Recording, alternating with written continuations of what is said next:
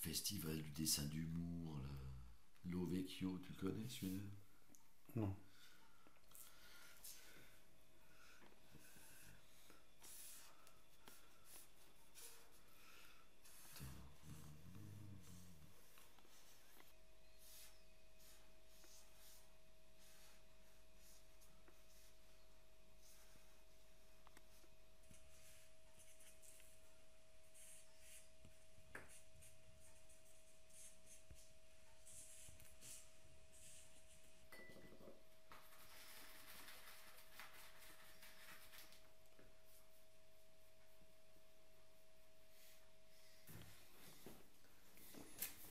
C'est même crayon qui est, ça.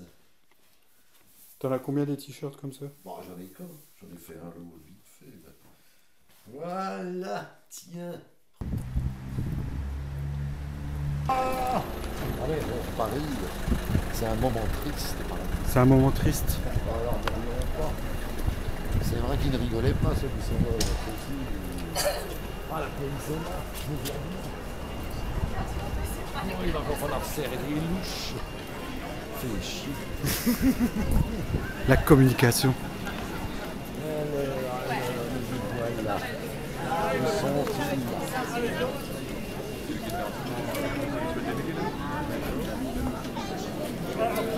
c'est qu'on connaît la méthode? Bah oui, c'est normal. Ah bah, il y a eu la même. Ah, salut Jean. On est un peu... Monsieur Risacher.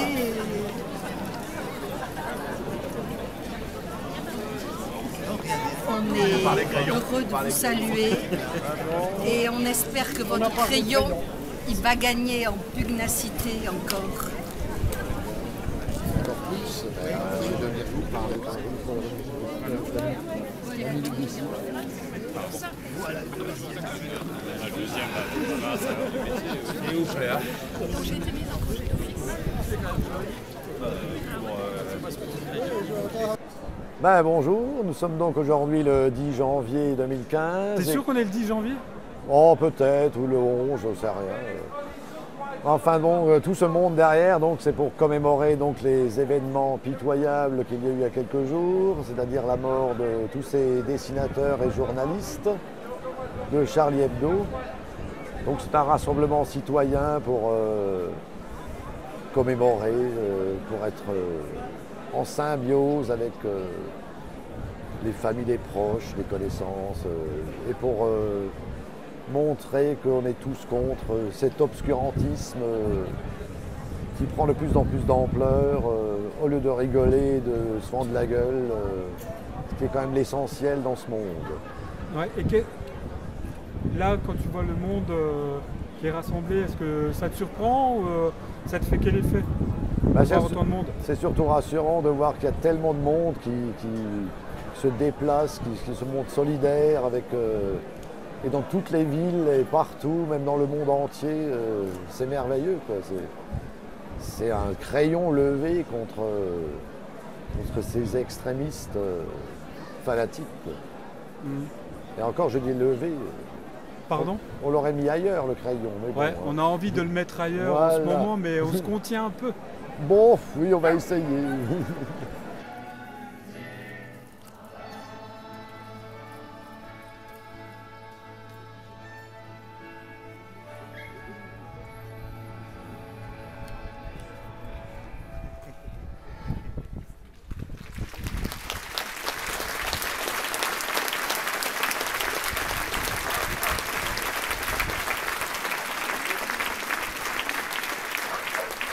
Que ceux qui souhaitent peuvent laisser leurs crayons et ces crayons seront emportés pour servir aux écoliers de Gamadji.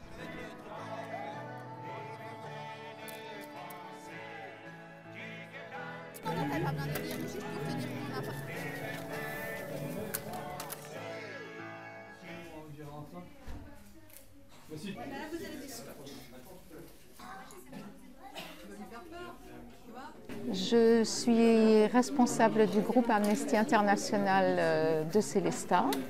mais je suis aussi membre du réseau citoyen Centre-Alsace. Oui, vous pouvez parler un tout petit peu plus fort peut-être? Oui, je suis oui. aussi membre du réseau citoyen Centre-Alsace, Oui.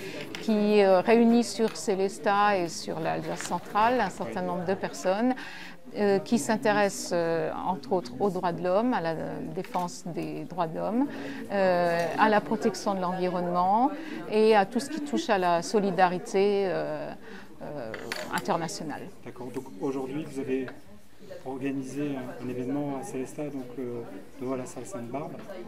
Voilà, alors c'est pas moi qui l'ai organisé en mon nom individuel, hein, c'est un ensemble de personnes émanant d'associations, soit de défense des droits de l'homme, comme l'Action des chrétiens contre la torture, le Centre international des droits de l'homme où nous sommes, Amnesty, ou d'associations qui travaillent au vivre ensemble, comme Emmaüs, Centre Alsace, comme la CIMAD, comme le CCF des Terres Solidaires, comme Caritas. Et donc ces associations ont souhaité qu'il y ait une manifestation qui se déroule ici, dans le cadre des manifestations qui se déroulent aujourd'hui et demain dans beaucoup de villes en France. Alors le message, bon, il y avait bien sûr la compassion vis-à-vis des familles de victimes de Charlie Hebdo, mais surtout ce qu'on voulait mettre en évidence, c'est qu'en s'attaquant aux journalistes caricaturistes de presse, on s'attaquait directement, oui à moi, mais je suis occupée, merci.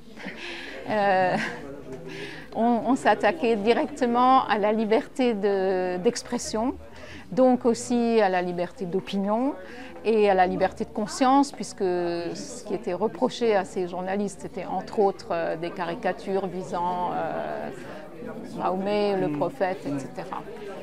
Donc on voulait protester pour dire que pour nous, la liberté d'expression, c'est fondamental et qu'on a absolument besoin de se lever pour la défendre.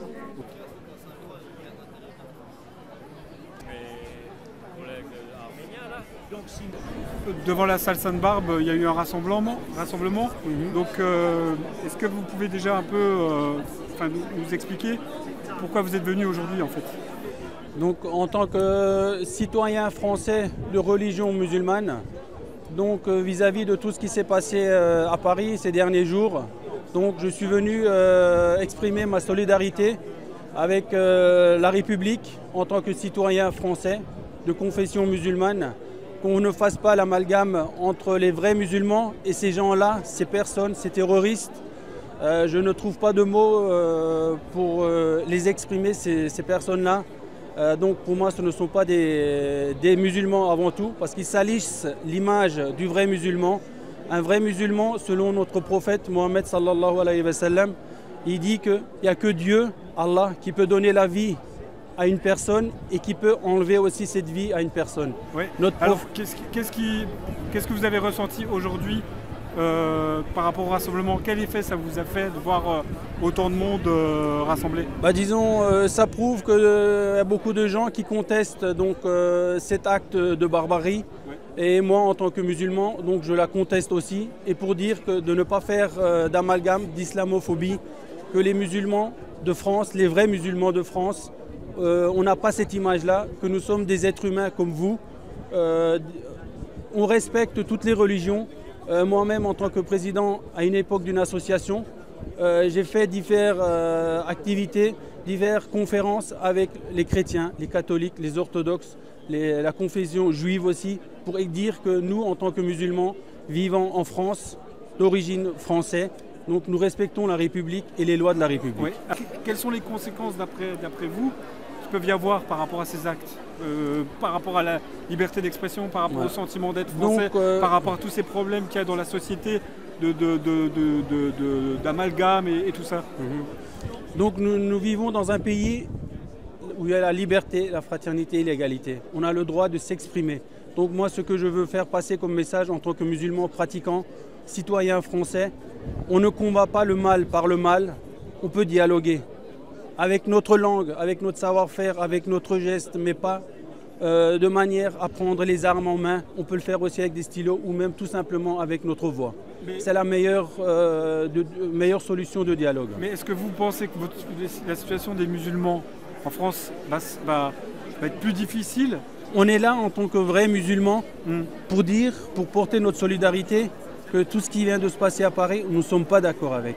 Nous sommes là. Mais le fait de dire de ne pas être d'accord, je pense que c'est universel. Le monde entier n'est pas d'accord avec ce qui s'est passé. Mais comment faire comprendre aux gens qui font l'amalgame?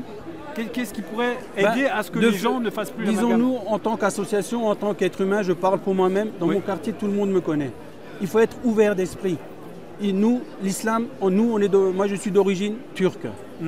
Donc la Turquie, nous sommes un pays musulman laïque. La laïcité, nous la connaissons. Donc aussi, ne pas faire d'amalgame entre les différentes communautés musulmanes. Donc il y a musulmans et musulmans. Il y a aussi des musulmans maghrébins, turcs, iraniens, irakiens, français aussi. Donc comme c'est chez vous, vous avez des chrétiens français, allemands, italiens. Mais quand on dit un Italien, reste un Italien avec sa religion. On ne peut pas comparer un chrétien italien avec un chrétien français. Vous êtes bien d'accord avec moi? Donc de ce côté-là, moi ce que j'essaie de faire passer comme message, ne pas faire l'amalgame aussi entre tous les musulmans. Donc il y a des bons et des mauvais dans toutes les communautés, dans toutes les religions. Et au niveau de la religion, si vous regardez, les bases, les fondations de toutes les religions sont les mêmes. Il y a juste les noms et les prénoms ou notre manière de pratiquer qui change. Et par rapport à Charlie Hebdo, comment vous avez réagi quand Charlie Hebdo moi, faisait ses personnellement, j'entendais parler de Charlie Hebdo avec les caricatures qu'il dessinait, où moi je connaissais beaucoup plus Cabu, qui était de ma génération quand j'étais enfant. Donc voilà, donc je connais de là, avec Dorothée et tout, Club Dorothée et tout. Donc je le connaissais de là. Mais disons, sur la fameuse caricature qui a été faite à l'époque, disons, nous, dans notre religion musulmane, notre prophète n'a jamais eu d'image. Nous-mêmes, en tant que musulmans, on n'a jamais cherché à lui donner une image avec une barbe, avec des cheveux longs, courts, ou ci ou ça, épais, longs, minces. Donc c'est de ce côté-là que nous, en tant que musulmans, on a été touchés. Mais ce n'est pas pour autant que j'ai de la haine envers le défunt. Donc je compatis, j'adresse toutes mes condoléances à toutes les familles, surtout aux journalistes, aux caricaturistes de Charlie Hebdo. Donc je compatis la douleur de leur famille. Je ne suis pas d'accord avec la caricature par rapport à notre prophète. Donc là je m'exprime pour moi-même. Mais ce n'est pas pour autant que j'ai de la haine envers ces personnes-là. Moi, mon dialogue, comme vous avez vu, moi c'est le dialogue. Je ne cherche pas à répondre au mal par du mal. Si vous me donnez un coup de poing, moi je vous tends la main joue. Pourquoi? Pour me redonner un coup de poing. Pour que vous me fassiez le baiser, un petit baiser. Juste pourquoi? Parce que je ne cherche pas la guerre. Je ne veux pas de guerre. Au niveau des religions, il n'y a pas de. Pour moi, on peut avoir différents points de vue, mais on est tous des êtres humains. Nous sommes tous des frères. Ça, c'est le. Pour moi, je ne fais pas de distinction entre les différentes religions, les différentes communautés. Ça, c'est mon point de vue personnel. Et la plus grande majorité des musulmans, mes confrères, penseront la même chose que moi. Mais la religion musulmane, c'est pas ce qu'on vient de voir ces 3 derniers jours dans les médias, tout ce qui s'est passé à Paris. Je dis non. Vous savez, dans notre religion, notre prophète dit, si on sauve une vie à un être humain, c'est comme si on avait sauvé l'humanité. Si on enlève une vie à une personne, c'est comme si on avait tué toute la communauté. Vous voyez ce que je veux dire? Donc c'est pas qu'une seule personne, on ne touche pas qu'une seule famille, on touche le monde entier, la terre entière. Oui, ce que je voulais dire aussi, c'est que bon, la deuxième partie de notre message d'aujourd'hui, c'était d'affirmer qu'on refusait les amalgames. Alors bien sûr, je n'ai pas cité spécifiquement le terme de l'islam, mais tout le monde sait bien quel est le problème, hein, c'est qu'on assimile, que certaines personnes assimilent le fanatisme islamique et l'islam, et qu'on entend, ah oui, mais l'islam de toute façon, c'est une religion dangereuse, c'est une religion mauvaise, c'est une religion qui ne pourra jamais s'accommoder de la démocratie. Et nous, ce qu'on veut affirmer, c'est que ces amalgames sont dangereux, sont porteurs de haine, sont contraires au vivre ensemble et que nous, on veut lutter contre ça. Oui, mais alors comment? En fait, c'est pas encore très développé, mais on essaye d'avoir des contacts. Et ça, c'est pas seulement, pas directement Amnesty International, mais c'est par exemple par le biais des communautés chrétiennes, catholiques, protestantes, de prendre des contacts avec les communautés franco-turques et maghrébines et à Lévis de Célestat, et éventuellement, si on y arrive, d'organiser quelque chose en commun, là, dans les mois qui vont venir.